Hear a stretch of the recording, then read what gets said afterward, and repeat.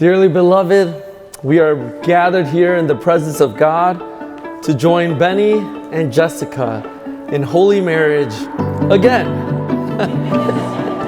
They were married back in February, if you did not know that, 6 months ago. But they just weren't happy with the first time to do it, so they wanted to do it one more time.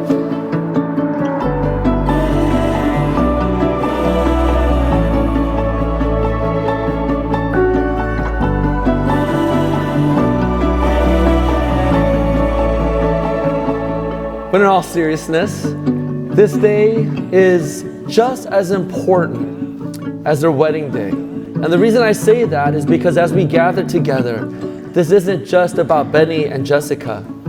This isn't just the Lord's blessing upon their marriage, but this is about friends and family who have gathered together, who have loved them, who have seen their first steps, their first cries, their first heartbreak, the first time that they drove to college and so forth. We were there for them individually. And now as we have partaken a part of their life, we get to do that as they move forward in their marriage. That we get to do this together with them, to support them, to love them, to care for them. And that's why we're here. And while she is brilliant and so intelligent and talented, she has such a servant heart and is always putting others' needs in mind while also staying very humble. After spending more time with you both, I feel that God has truly blessed you all, and it was completely in His works and in His timing. We met way back in the early years of college. It made me really happy seeing my best friend, like the spark in his eye from that. But here's a question for you, Benny and Jessica. How do you not just stay married, but how can you have a marriage that is flourishing, one that is absolutely beautiful?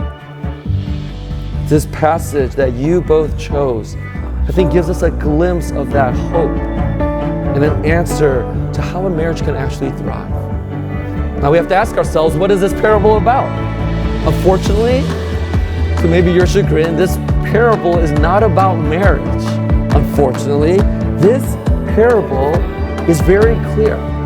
Jesus makes it clear that this is about the kingdom of God. This kingdom of God is like a mustard seed, almost impossible to see in the hand, the smallest seed. And yet when planted, it grows into the largest plant in that garden.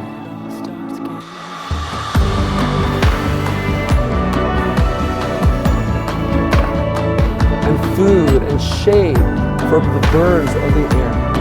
That's the kingdom of God.